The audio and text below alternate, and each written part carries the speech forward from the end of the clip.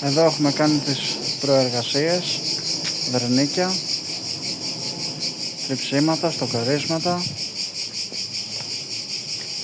Το ίδιο και από εδώ έχουμε αρχίσει να περνάμε τα πρώτα χέρια λάκας.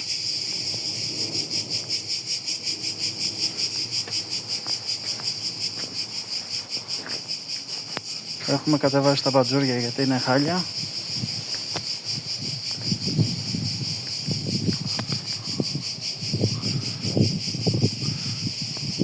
Περνάμε τα πρώτα χέρια λάκα.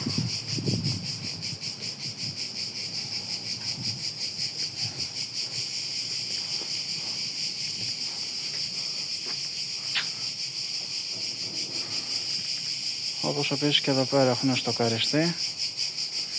Έχουν περαστεί βερνίκια, έχουν περαστεί τα πρώτα χέρια λάκας.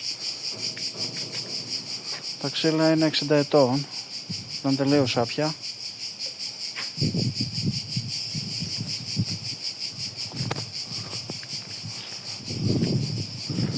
Τις κολόνες τις έχουμε τραβήξει όλες με στόκους. Το ίδιο και τα καΐτια.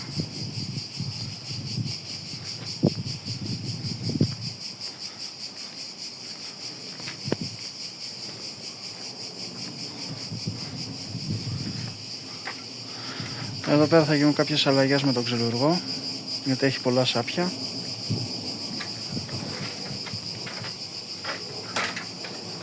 Λουκμάν, and behind μετά.